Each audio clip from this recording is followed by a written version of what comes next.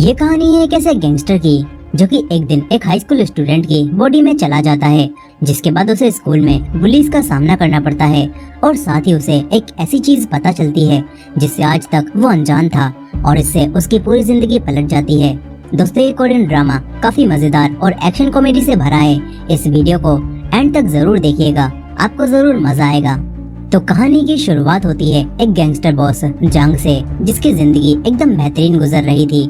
उसके पास किसी भी चीज की कोई कमी नहीं थी सिवाय एक अच्छी बीवी के। उसकी वाइफ सेयोन जांग से बिल्कुल भी प्यार नहीं करती थी, लेकिन जांग को भी कोई फर्क नहीं पड़ता था क्योंकि उसने बस सेयोन से इसीलिए शादी की थी क्योंकि वो हानहो कंपनी के चेयरमैन की बेटी है। खैर, आज जांग को पता चलता है कि उसके नए प्रोजेक्ट के बीच में एक कारपेंटर की शॉप आ रही है और कारपेंटर अपनी शॉप हटाने से मना कर रहा है। ये बात जानकर जांग अपने सबसे वफादार आदमी मैनचुल को बुलाता है और कहता है कि कुछ आदमियों को लेकर जाओ और उस कारपेंटर की शॉप को वहाँ से हटवाओ। इधर दूसरी तरफ वो कारपेंटर जोंग पहले ही घबराया हुआ था और तभी मैनचुल यहाँ कई सारे आदमी लेकर आ जाता है। इसके बाद सारे आदमी जोंग की थोड़ी खातिरदारी करते हैं और फिर मैनचुल कहता है कि अगर तूने 3 तक गिनती में खुद साइन नहीं किए तो हम तेरा हाथ काटकर खुद अंगूठा लगवा लेंगे। जोंग भी डरकर अब साइन कर देता है।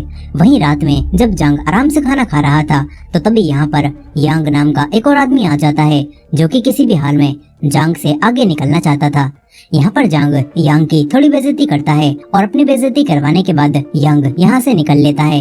अब इसके कुछ समय बाद जांग को कंपनी की तरफ से एक बिल्डिंग मिलती है और इसकी खुशी मनाने के लिए जांग एक रेस्टोरेंट में रामेन खाने आता है, लेकिन असल में उसे रामेन से कोई मतलब नहीं था। वो तो किसी को देखने यहाँ पर आया हुआ था। यहीं पर एक हाई स्कूल का लड़का डोंग भी जांग के आगे बैठकर खाना खा रहा था। अब यहाँ पर जांग रेस्टोरेंट की मालकिन से पूछता है कि 10 साल पहले इस रेस्टोरेंट को एक औरत चलाती थी, अब वो कहाँ पर है। इस पर रेस्टोरेंट की मालकिन कहती है कि वो औरत तो मर गई होगी। ये सुनकर जांग रामेन चखता है जो कि उसे बिल्कुल पसंद नहीं आते और फिर वो पेमेंट करके जाने वाला होता है। तभी उस लड़के डोंग के पास किसी की कॉल आती है और फिर वो जल्दबाजी में यहाँ से जाने लगता है। वो उन लेडी से कहता है कि मेरा वॉलेट कहीं पर खो गया है। ये बात सुनकर वो लेडी कहती है कि बेटा जाओ, ये अंकल है ना, ये भी तुम्हारी तरफ से पैसे दे देंगे। इसके बाद वो लेडी जांग से भी पैसे ले लेती है और कहती है कि इसके बदले में मैं तुम्हें जल्दी ही एक गिफ्ट दूंगी। अब जांग पैसे देकर यहाँ से जाने लगता है, लेकिन कूड़े की गाड़ी की वजह से वो जाम में फंस जाता है और बाहर निकलकर खड़ा होता है। और यहीं पर वो लड़का डोंग भी ऊपर छत की दीवार पर चलता हुआ एक शूज उतारने की कोशिश कर रहा था और तभी अचानक से वो नीचे जांग के ऊपर गिरता है, जिससे जांग वहीं बेहोश हो जाता है। अब इसके बाद जांग को एक हॉस्पिटल में होश आता है। नर्स उसके पास आकर कहती है कि बेटा तुम उठ गए क्या। जांग सोचता है कि ये नर्स मुझे बेटा क्यों बोल रही है। वो नर्स डॉक्टर को बुलाने चली जाती हैं। तभी जांग उठकर बाहर निकल जाता है और एक आदमी दोबारा उससे कहता है कि बेटा तुम उठ गए। जांग सोच रहा था कि ये सभी लोग पागल वागल हो गए क्या, 40 साल के आदमी को ये लोग बेटा बोल रहे हैं। लेकिन तभी उसे एक बड़ा झटका लगता है। वो अपने सामने अपनी बॉडी को देखता है जो कि बेड पर पड़ी हुई थी और वो कोमा में जा चुका था। अब इसके बाद वही कारपेंटर जोंग भी यहाँ पर आ जाता है और जांग को अपना बेटा कहने लगता है और जांग को पता चलता है कि इस वक्त उसकी आत्मा उसी हाई स्कूल के लड़के की बॉडी में आ चुकी है जो कि उसके ऊपर आकर गिरा था। ये सब देखकर जांग हैरान रह जाता है। डॉक्टर को लगता है कि डोंग यानी कि इस लड़के के सर पर गिरने से चोट लगी है, इसीलिए वो थोड़ा सा अजीब बिहेव कर रहा है। यहीं पर कारपेंटर जोंग कहता है कि मेरे बेटे का बोलने का तरीका भी बिल्कुल बदल गया है। वो कहते हैं कि डोंग मैं तुम्हारा डैड हूँ, क्या तुम मुझे नहीं पहचान पा रहे। लेकिन जांग कहता है कि ओए बुड्ढे अपने हाथ मुझसे दूर रख, मैं तेरा बेटा नहीं हूँ। डॉक्टर कहती हैं कि शायद इसके दिमाग पर चोट लग गई है, ये कुछ समय में खुद ही ठीक हो जाएगा। अब इसके बाद जांग को याद आता है कि वो तो उसी लड़के की बॉडी में आ गया है जो कि रेस्टोरेंट में उससे मिला था और जरूर रेस्टोरेंट की उस औरत ने ही इनकी स्वर आपस में सोच करवाई हैं। जांग तुरंत ही दोबारा रेस्टोरेंट में जाता है, लेकिन अब वहाँ पर कोई भी रेस्टोरेंट नहीं था और उसकी एक औरत से बहस हो जाती है। वो औरत कह रही थी कि वो रेस्टोरेंट तो यहाँ से सालों पहले हट चुका है, लेकिन जांग उनसे कहता है कि मैंने कल ही यहाँ पर रामेन खाए थे। लेकिन वो औरत जांग को पागल समझती है। यहीं पर जांग की असली बॉडी के कोमा में जाने की खबर सुनकर उसी आदमी यांग को काफी खुशी होती है। इधर जांग अपने घर पहुंचता है और देखता है कि उसकी वाइफ रो रही है। जांग को लगता है कि शायद उसकी वाइफ को जांग के कोमा में जाने से काफी दुख हो रहा होगा, लेकिन असल में वो अपना नेकलेस टूट जाने की वजह से रो रही थी। अब तभी जांग की वाइफ उसे देखकर डर जाती है। जांग कहता है कि मैं तुम्हारा पति हूँ, मैं जांग हूँ। लेकिन उसकी वाइफ को यकीन नहीं होता। वो अलार्म बजाकर एक तलवार उठा लेती है। तभी गार्ड्स यहाँ पर आकर जांग को पुलिस के हवाले कर देते हैं। फिर ऑफिसर जांग से कहता है कि तुम उस घर में क्यों गए थे, क्या तुम वहाँ पर चोरी करने वाले थे। जांग को गुस्सा आ जाता है। वो कहता है कि वो पूरा घर मेरा है, भला मैं अपने घर में चोरी क्यों करूँगा। वो कारपेंटर अपने बेटे डोंग को रोकते हैं और पुलिस को बताते हैं कि इसके सर पर चोट लग गई है, जिससे लगता है कि शायद ये सटिया गया है, आप इसे माफ कर दो। फिर वो उसे लेकर यहाँ से जाने लगते हैं। अब इसके बाद जांग हॉस्पिटल में अपनी बॉडी के ऊपर बार बार गिरने लगता है ताकि वो अपनी असली बॉडी में वापस जा सके। तभी जांग का वफादार आदमी मैंजुल यहाँ पर आता है, लेकिन वो ये देखकर सोचता है कि शायद वो किसी कपल के रूम में आ गया, इसीलिए वो वापस जाने लगता है। लेकिन उसे याद आता है कि ये तो उसके बॉस का रूम है। वो अंदर आकर कहता है कि तू मेरे बॉस के साथ क्या कर रहा है। मैंजुल पहचान जाता है कि ये तो वही मोटा है जिसने मेरे बॉस के ऊपर गिरकर उन्हें कोमा में पहुंचा दिया। अब तभी डॉक्टर यहाँ पर आ जाती हैं। जांग यहाँ से निकल लेता है। फिर वो कारपेंटर जोंग के साथ उनके घर पर आ जाता है। यहाँ पर जोंग ने अपने बेटे के लिए ढेर सारा खाना बनाया था, लेकिन इतना खाना देखकर जांग कहता है कि मैं इतना सारा नहीं खा सकता। मगर थोड़ा सा चखने के बाद ही उससे कुछ होता है और जब उसकी आँख खुलती है तो सारा खाना उसने खत्म कर दिया था। इसके बाद जोंग कहता है कि बेटा अब तुम आराम कर लो, हम कल स्कूल जाएंगे और उसके बारे में बात करेंगे। इसके बाद जांग इस लड़के डोंग के रूम में आ जाता है। फिर अगले दिन ये दोनों स्कूल में जाते हैं। जांग बॉस की तरह बैठ जाता है और अपने एटीट्यूड को बिल्कुल भी कम नहीं करता। फिर इसके बाद जोंग प्रिंसिपल से बात करता है। प्रिंसिपल के साथ साथ पूरे स्कूल में ये बात फैल गई थी कि जिस दिन से डोंग गिरा है, डोंग को उस दिन के बारे में कुछ भी याद नहीं है। कारपेंटर जोंग प्रिंसिपल से कहता है कि मेरा बेटा ऐसा कदम नहीं उठा सकता कि वो खुद बिल्डिंग से कूद जाए, जरूर दूसरे बच्चों ने उसके साथ कुछ किया होगा। लेकिन प्रिंसिपल मना करने लगता है और ये सब सुनकर जांग समझ जाता है कि प्रिंसिपल कुछ छुपा रहा है। वो कारपेंटर को और चिंता करने से मना करता है और फिर इस लड़के डोंग की क्लास में आ जाता है। टीचर सब बच्चों से कहती हैं कि उस एक्सीडेंट की वजह से डोंग अभी तक पूरा ठीक नहीं हुआ है, इसीलिए हर काम में इसकी मदद करते रहना। लेकिन क्लास के कुछ लड़के डोंग के आते ही उसका स्वागत अपनी मिडिल फिंगर से करते हैं। फिर इसके बाद कैंटीन एरिया में कुछ लड़कियां एक लड़की यून को बुली करने लगती हैं। एक लड़की यून के खाने में फैंटा मिला देती है और फिर उसे खाने के लिए कहती है। ह्यून फाइट बैक नहीं करती और उसे खाने लगती है। इसके बाद वो लड़कियां उसका सारा खाना उसके ऊपर ही डाल देती हैं। ये सब देखकर जांग उनसे कहता है कि उसे आराम से लंच करने दो, उसे परेशान क्यों कर रही हो। लेकिन फिर एक लड़का तेवोक उसके पास आकर कहता है कि अबे लूजर, तू ज्यादा नहीं बोल रहा। वो जांग को मारने वाला था, लेकिन एक टीचर आकर इन्हें लड़ने से रोक देते हैं। मगर फिर लंच के बाद वो लड़के दोबारा जांग को रोक लेते हैं। वही लड़का तेवोक कहता है कि लगता है तुझे कुछ याद नहीं है, लेकिन भले ही तेरे चोट लगी हो, मगर तुझे रोज हमारे लिए लंच में बर्गर लाना होगा, नहीं तो तू पिटेगा। लेकिन जांग उल्टा उसके एक थप्पड़ जड़ देता है।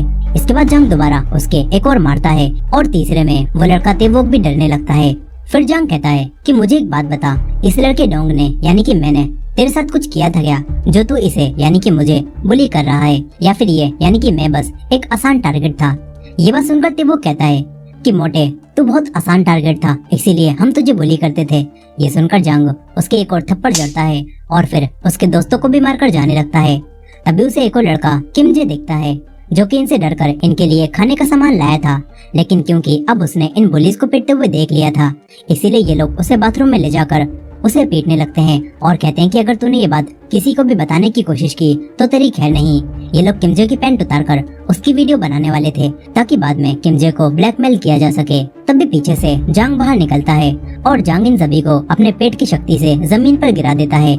इसके बाद वो तेवोक का फोन ले लेता है और देखता है कि इसमें तो इस लड़के यानी कि डोंग की कई सारी फोटोज हैं जिसमें वो बुली हो रहा है। जांग उस लड़के के फिर से एक थप्पड़ जड़ता है और कहता है कि मैं तेरा फोन कुछ समय बाद वापस कर दूंगा।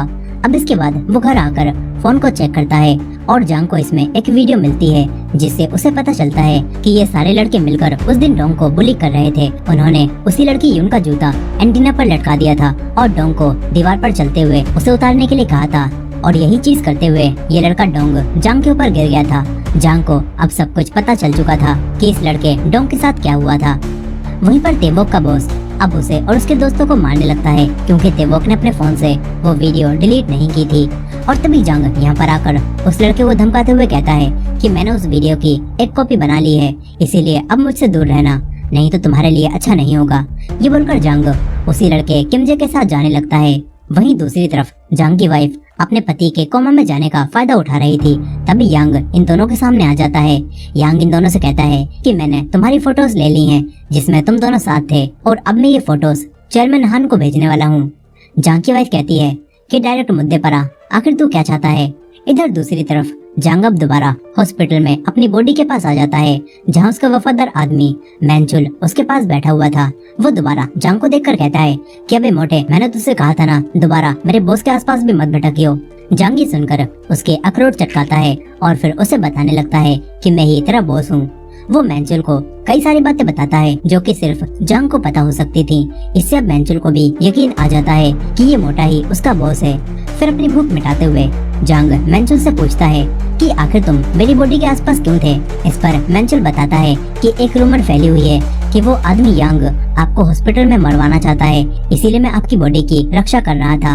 अब इसके बाद अगले दिन स्कूल में जांग से एक लड़की टकरा जाती है। वो तेजी में कहीं पर जा रही थी और वो अपना टेडी बेयर नीचे गिरा देती है। जांग उसके पीछे जाता है और उसका टेडी बेयर उसे वापस करता है। ये वही लड़की योन होती है। वो कहती है कि डोंग, तुम्हारी याददाश्त सच में चली गई क्या? तुम मुझे पहचान भी नहीं रहे। अब तभी इस लड़की यून की माँ यहाँ पर आ जाती हैं। जांग उन्हें देखकर हैरान रह जाता है क्योंकि असल में ये औरत मिसुन जांग का पहला प्यार थी। मिसुन जांग को देखकर कहती है कि अरे बेटा डोंग, ये तो तुम ही हो ना, तुम कितने बड़े हो गए हो। जांग कहता है कि मिसुन तू यहाँ पर क्या कर रही है। ये सुनकर मिसुन उसकी एक लगाती है और कहती है कि तुझे बात करने की तमीज नहीं है क्या? तुम इतने छोटे होकर मुझे मेरे नाम से बुला रहे हो। मिसुन उसे मारने लगती है और यहाँ से भगा देती है। फिर जांग अपने और मिसुन के पुराने पलों को याद करने लगता है और सोचता है कि मिसुन अगर यून की माँ है तो उसका बाप कौन है। फिर वो स्कूल के दौरान यून के कुछ बाल तोड़ लेता है और डीएनए टेस्ट से उसे पता चलता है कि यून उसकी ही बेटी है जिसे स्कूल में बुली किया जाता है। ये सब जानकर अब उसे गुस्सा आने लगता है। अगले दिन स्कूल में वही लड़कियां दोबारा से उसकी बेटी यून को परेशान करने लगती हैं और कहती हैं कि तूने ही हमारी लिपस्टिक चुराई है ना। वो उसका बैग चेक करती हैं। ये देखकर जांग कहता है कि तुम्हारी लिपस्टिक मैंने चुराई थी, वो मुझे चाहिए थी लेकिन वो मुझे पसंद नहीं आई, इसीलिए मैंने उसे फेंक दिया। इस तरह जांग यून को बचा लेता है लेकिन वो देखता है कि उसकी बेटी रो रही है। इसीलिए अब जांग मैनचुल को उन्हीं लड़कियों की फोटो दिखाकर कहता है कि इन लड़कियों ने मेरी बेटी को परेशान किया है, इन्हें अच्छा सबक सिखाओ और इनकी कई सारी हड्डियां तोड़ दो। लेकिन मैनचुल कहता है कि बॉस, हम ऐसा नहीं कर सकते, ये तो हाई स्कूल की लड़कियां हैं और ये हमसे कितनी छोटी भी हैं। शायद यून को ये बात खुद ही स्कूल में संभालनी चाहिए। ये बात जानकर अब जांग मिसुन से बात करता है। मिसुन नहीं जानती थी कि इस लड़के के अंदर उसके पहले प्यार की आत्मा है। वो इसे डोंग ही समझ रही थी। जांग उसे सब बताता है और कहता है कि टीचर्स भी बुलिंग को इग्नोर कर रहे हैं। मिसुन परेशान होने लगती है। उसे समझ नहीं आता कि उसे क्या करना चाहिए। वो कहती है कि ये सारी गलती उस आदमी जांग की है, उसे कोई अंदाजा भी नहीं होगा उसकी बेटी और मैं किन चीजों से गुजर रहे हैं। अब अपने आप को बुरा भला सुनकर जांग कहता है कि तुम चिंता मत करो, मैं स्कूल में सब संभाल लूंगा। वहीं जांग की वाइफ अब यांग के साथ मिल चुकी थी। वो अपने डैड यानी कि चेयरमैन को बताती है कि जांग ने 3 बिलियन वॉन का घोटाला किया है। वो चेयरमैन हान को कुछ पेपर्स भी दिखाती है। इधर जांग अब डिसाइड करता है कि उसे अपनी बेटी को बचाना होगा, साथ ही उसे इस लड़के की बॉडी को भी शेप में लाना होगा। इसीलिए अब जांग जिम में प्रैक्टिस करने लगता है और मिसुन ने यून को भी यहाँ भेज दिया था। लेकिन यून कहती है कि मैं तुम्हारे साथ यहाँ पर फाइटिंग की प्रैक्टिस नहीं करने वाली।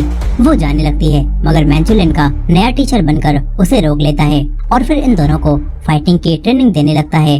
कुछ ही दिनों में यून बहुत अच्छी फाइटर बन जाती है और साथ ही जांग भी अपना वजन घटाकर शेप में आ जाता है। वो स्कूल में जाता है और स्कूल में सारी लड़कियां उसका नया रूप देखकर हैरान रह जाती हैं और लड़कियों के साथ साथ उसे लड़के भी देख रहे थे। इसके बाद स्कूल से जांग यून के साथ उसके घर पर आता है जहां उसे अपनी बेटी की कई सारी फोटोज मिलती हैं। वो उसके बचपन की एक फोटो को देखकर अपने फोन में एक फोटो ले लेता है। इधर कारपेंटर जोंग मेहनत से काम करने के बाद अपनी सैलरी लेकर घर जाने लगते हैं मगर बीच रास्ते में ही कुछ आदमी इन्हें घेर लेते हैं। कारपेंटर जोंग ने इन आदमियों से 2 साल पहले पैसे उधार लिए थे और अब ये आदमी जोंग से पैसे लेने के लिए उन्हें मारने लगते हैं। तभी यहाँ पर जांग आ जाता है। जांग ये देखकर इन आदमियों से फाइट करने लगता है लेकिन उसके डैड उसे पकड़ लेते हैं और सारी मार खुद खाते रहते हैं। फिर इन आदमियों का बॉस कहता है कि तुम्हारे पास सिर्फ 1 हफ्ते का टाइम है, 1 हफ्ते में मुझे 80 मिलियन वॉन ला कर देना। ये बोलकर वो चले जाते हैं। जांग देखता है कि कारपेंटर जोंग तो बेहोश हो चुके हैं। अब इसके बाद मैंचुल अकेले ही उन आदमियों के अड्डे पर पहुंच जाता है। मैंचुल अकेले इन सभी से फाइट करता है और इनकी हड्डी पसली चटकाने के बाद वो इनसे कहता है कि उस कारपेंटर जोंग ने 2 साल पहले तुमसे 5 मिलियन लिए थे ना, और अब तुम उससे 80 मिलियन मांग रहे हो। उसका कर्जा कम कर दो, नहीं तो तुम्हारे लिए अच्छा नहीं होगा। वो आदमी भी डरकर मैंचुल की बात मान लेता है। इधर जंग कारपेंटर जोंग के लिए अपने हाथों से खाना बनाता है और ये देखकर जोंग को काफी खुशी होती है कि उनके बेटे ने उनका इतना ख्याल रखा। वो बताते हैं कि मुझे उन आदमियों की कॉल भी आई थी, उन्होंने मेरा कर्जा घटा दिया है। अब इसके बाद स्कूल में जंग अपनी बेटी की फोटो देखकर खुश हो रहा था। यहीं पर वो लड़कियां दोबारा अब यून के पास आकर उसे परेशान करने लगती हैं, लेकिन इस बार यून उनसे नहीं डरती। वो उन्हें पकड़कर मारने लगती है और इन लड़कियों को धमकाकर चली जाती है। जंग को ये देखकर काफी खुशी होती है कि उसकी बेटी भी बिल्कुल उसकी तरह है। अब इसके बाद वो मिसुन के रेस्टोरेंट में जाकर उन्हें सारी बातें बताता है, जो जानकर मिसुन भी काफी खुश होती हैं और उसे रामेन खिलाती हैं। मिसुन कहती है कि तुम्हें इस तरह खाते हुए देखकर मुझे किसी की याद आ गई। वो कहती हैं कि आजकल तुम मुझे यून के डैड की याद दिला रहे हो। अब तभी कुछ कस्टमर्स मिसुन को छेड़ने लगते हैं। ये देखकर जंग को गुस्सा आ जाता है। वो उस आदमी के पास जाकर उससे बहस करने लगता है और बात हाथापाई पर आ जाती है। जंग मिसुन को किचन में भेजता है और फिर अकेले इन लोगों को बचाने लगता है। वो एक आदमी को पकड़कर कहता है कि तूने मेरी औरत को हाथ भी कैसे लगाया। जंग उसे बुरी तरह मारने लगता है। मिसुन बाहर आकर उसे रोकती है और कहती है कि इस तरह तो ये आदमी मर जाएगा। फिर वो कहती है कि आखिर तुम कौन हो और तुम मुझे बार बार अपनी औरत क्यों बोल रहे हो। इसके बाद जंग उसे सब बताता है कि उसकी आत्मा इस लड़के की बॉडी में आ गई है, लेकिन मिसुन को इन बातों पर जरा भी यकीन नहीं हो रहा था। ये सुनकर जंग उसे बताने लगता है कि तुम्हारे पेट के साइड में एक तिल है और अगर तुम चाहो तो मैं तुम्हें इससे भी ज्यादा प्राइवेट बातें बता सकता हूँ, जो कि सिर्फ मैं ही जानता हूँ। ये बात सुनकर मिसुन घबरा जाती है। फिर वो पूछती है कि बताओ हम पहली बार कहाँ पर मिले थे और हमारा ब्रेकअप कहाँ पर हुआ था। जंग उसे सब बताता है और कहता है कि जब तुम मुझसे आखिरी बार मिलने आई थी तो तुमने मुझे बताया क्यों नहीं कि तुम प्रेग्नेंट हो। मैं तुम्हें कभी भी नहीं छोड़ता। मिसुन को यकीन हो जाता है कि यही जंग है। वो कहती हैं कि अब तुम वापस क्यों आए हो और यून तुम्हारी बेटी नहीं है, मैंने अकेले उसे पाला है। आखिरकार तुम अब भी गैंगस्टर हो, इसी वजह से तो मैंने तुम्हें छोड़ा था। मिसुन जंग को यहाँ से जाने के लिए कहती है। जंग को भी मजबूरी में यहाँ से जाना पड़ता है। तभी मिसुन उस दिन को याद करने लगती है जब वो जंग से आखिरी बार मिलने गई थी। वो जंग को सच बताने वाली थी, लेकिन जंग ने ही उसे पहले छोड़ दिया था क्योंकि उसकी शादी चेयरमैन की बेटी से हो रही थी, जिससे उसे ढेर सारे पैसे मिलते। ये सब याद करके अब मिसुन को गुस्सा आ जाता है। फिर अगले दिन स्कूल में जंग यून के साथ बैठा हुआ था। तभी एक अमीर लड़का यून के पास आकर कहता है कि क्या आज तुम मेरी बर्थडे पार्टी में आओगी। वो यून को इनवाइट कर रहा था और ये देखकर यून तो हैरान रह जाती है क्योंकि यून इस लड़के को पसंद करती थी। और जैसे ही जंग को इस बात का एहसास होता है कि उसकी बेटी इस लड़के को पसंद करती है, जंग यहाँ से उठकर चला जाता है। वही मिसुन अब भी ख्यालों में खोई हुई थी और तभी जंग उसके पास मैसेज करके उसे मिलने के लिए बुलाता है। इधर अगले दिन यून उसी अमीर लड़के के विला में पार्टी में आ जाती है। यहीं पर जंग का स्कूल का दोस्त भी उन्हीं गुंडी लड़कियों के बीच में फंस चुका था और तभी वो लोग बात करती हैं कि आज तो यून गई, उसे पता भी नहीं होगा कि आज उसे पार्टी में क्यों बुलाया गया है। जंग का दोस्त ये सारी बातें सुन लेता है। इधर मिसुन अब जंग से मिलने आ जाती है। जंग मिसुन से मिलकर उसे समझाने लगता है कि जो उसने पास्ट में मिसुन के साथ किया उसके लिए वो शर्मिंदा है और अब वो मिसुन के साथ रहना चाहता है, लेकिन मिसुन नहीं मानती और कहती है कि ये मुमकिन नहीं है और तो और तुम पहले से शादीशुदा हो। आसपास के लोग ये सुनकर हैरान होते हैं कि ये बच्चा इतनी सी उम्र में शादीशुदा है और इसका अफेयर भी चल रहा है। मिसुन अब जाने लगती है। तभी जंग उसे रोककर किस करने लगता है और ये देखकर मिसुन उसके एक थप्पड़ मारती है। आसपास के लोग सदमे में पहुंच चुके थे कि आखिर ये सब क्या चल रहा है। मिसुन अब जंग को पकड़कर पुलिस के पास ले जाने लगती है।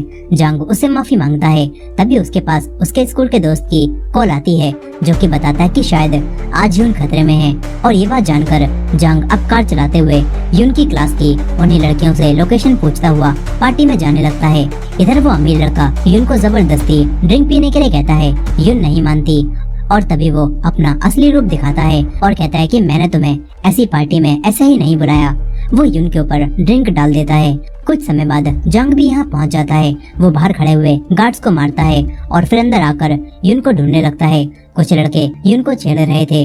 जंग उसे लेकर जाने लगता है, लेकिन वो लड़के बीच में आ जाते हैं। जंग एक लड़के की गर्दन को तोड़ता है और बाकी लड़कों से फाइट करने लगता है। देखते ही देखते वो सबको मारकर ढेर कर देता है। एक लड़का फाइटिंग में थोड़ा बेहतर था, लेकिन 3-4 पंच खाने के बाद वो भी गिर जाता है। उन्हीं गुंडी लड़कियों में से एक लड़की ये देखकर जंग पर फिदा हो जाती है। इधर यून अब उस अमीर लड़के से अपने आप को छुड़ाती है और उसके अखरोट चटका कर पूल में फेंक देती है। इसके बाद दोनों यहाँ से चले जाते हैं। अब अगले दिन मैंचल जंग की असली बॉडी को देखने जा रहा था, तो कुछ आदमी उसे बाहर ही रोक लेते हैं और कहते हैं कि चेयरमैन का ऑर्डर है, कोई भी जंग से नहीं मिल सकता। इसके बाद मैंचुल जंग को आकर सब कुछ बताता है कि तुम्हें तुम्हारी वाइफ ने यांग के साथ मिलकर झूठे इल्जाम में फंसा दिया है और अब चेयरमैन सोचते हैं कि तुमने 3 बिलियन वॉन का घोटाला किया है और जब तुम भाग रहे थे तभी तुम्हारा एक्सीडेंट हो गया। जंग सोचता है कि अब उसे क्या करना चाहिए। इसके बाद मैंचुल जंग के कहने पर चेयरमैन को एक लेटर पहुंचाता है। इधर जंग दोबारा मिनसुन के पास आकर पूछता है कि यून कैसी है। मिनसुन कहती है कि अगर तुम्हें सच में यून की चिंता है तो यहाँ से चले जाओ। जंग जाने लगता है, तभी उसके सामने वही लड़की आ जाती है। वो पूछती है कि क्या तुम और यून एक दूसरे को डेट कर रहे हो। जंग गुस्से में मना करता है और ये सुनकर वो लड़की जंग से कहती है कि फिर तुम मेरे बॉयफ्रेंड बन जाओ, लेकिन जंग मना करता है। वो लड़की जंग को एक बॉक्स देकर यहाँ से चली जाती है। तभी यून यहाँ पर आ जाती है। वो ये देखकर कहती है कि क्या तुम उस लड़की को डेट करोगे, लेकिन जंग मना कर देता है। इस पर यून कहती है तो फिर तुम मेरे बॉयफ्रेंड बन जाओ। जंग गुस्से में मना करता है और यहाँ से जाने लगता है। अब इसके बाद यून अपनी मॉम मिसुन को बताती है कि वो डोंग को अपना बॉयफ्रेंड बनाना चाहती है। मिसुन ये सुनकर गुस्सा और हैरान होती है, क्योंकि वो जानती थी कि डोंग असल में यून के डैड हैं। मिसुन कहती है कि तुम उससे दूर रहना। अब इसके बाद अगले दिन मिसुन जंग को स्कूल से ही पकड़ लेती है और कहती है कि तुम ऐसा क्या कर रहे हो जो तुम्हारी बेटी अब तुम्हें ही अपना बॉयफ्रेंड बनाना चाहती है। जंग कहता है कि मैं बस उसका दोस्त बनना चाहता था। मिसुन जंग से कहती है कि तुम यहाँ से चले जाओ और हमारी जिंदगी में कभी वापस मत आना। हम फिर से कभी भी एक नहीं हो सकते, क्योंकि तुम पहले से शादीशुदा हो। अब तभी यून यहाँ पर आ जाती है और कहती है कि कौन शादीशुदा है।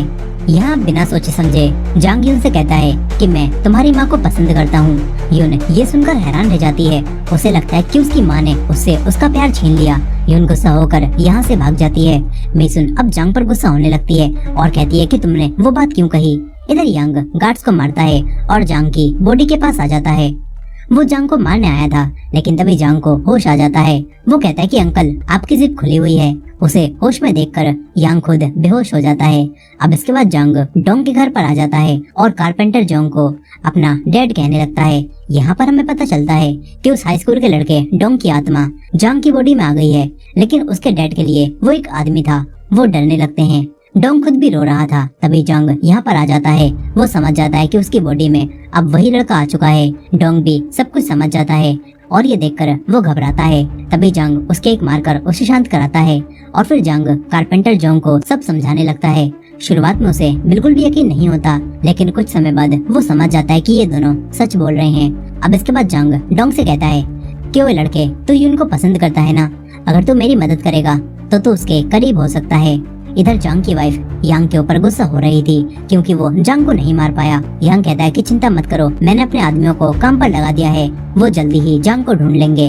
अब तभी एक आदमी आकर बताता है कि हमें पता चल गया है जंग कहाँ पर गया है। इधर जंग उसके लड़के डोंग के साथ मिनसुन के पास आता है और डोंग अब जंग बनकर मिनसुन से बात करता है और झूठ बोलता है कि हमारी सोल्स फिर से वापस हमारे अपने अपने शरीर में आ गई हैं। इसके बाद डोंग जंग के बताए तरीके के मुताबिक मिनसुन से माफी मांगने लगता है, लेकिन तभी यांग अपने आदमियों के साथ यहाँ पर आ जाता है। ये देखकर डोंग डर कर रोने लगता है।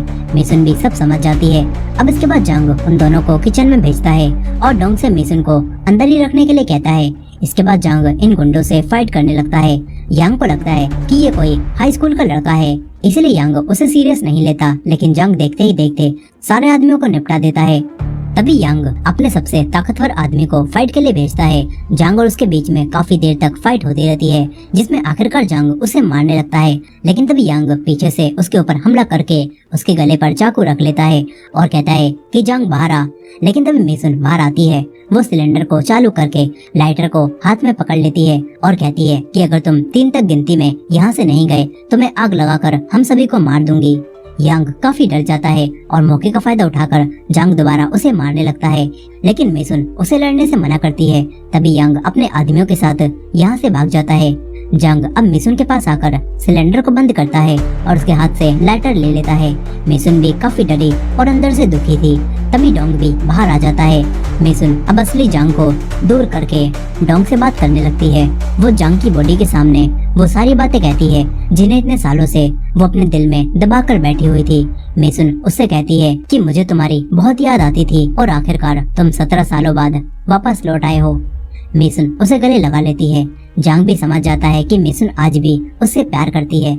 अब इसके बाद जांग की कंपनी के चेयरमैन अपनी बेटी को बुलाते हैं। चेयरमैन हान को जांग के भेजे हुए उसी लेटर से पता चल चुका था यांग के साथ मिलकर उसे फंसाना चाहती है और असल में जांग ने पैसों का कोई घोटाला नहीं किया। चेयरमैन अपनी बेटी से कहते हैं कि ये लेटर उसने एक्सीडेंट से पहले लिखा था और हमने राइटिंग भी चेक करवाई और ये राइटिंग बिल्कुल जांग की है। ये सुनकर वो कहती है कि ऐसा कैसे हो सकता है, मैंने तो एक्सीडेंट के बाद ही यांग के साथ हाथ मिलाया था। इससे चेयरमैन समझ जाते हैं कि उनकी बेटी उन्हें धोखा दे रही है। साथ ही उन्हें अपनी बेटी के अफेयर के बारे में भी पता चल चुका था। इधर अब जांग डोंग को पूरी स्क्रिप्ट समझाकर चेयरमैन के सामने इसके अकॉर्डिंग ही बोलने के लिए कहता है।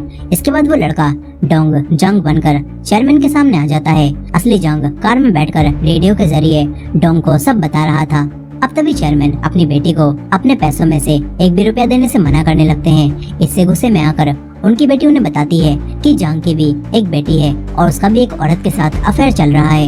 ये बात सुनकर चेयरमैन जांग से इस बारे में पूछते हैं। असली जांग उसे इंस्ट्रक्शन दे रहा था, लेकिन ग्लिच की वजह से उसे कुछ भी सुनाई नहीं देता और डोंग चेयरमैन से कह देता है कि हाँ ये सच है, उसकी एक बेटी है, लेकिन ये बात उसे एक्सीडेंट के बाद ही पता चली है।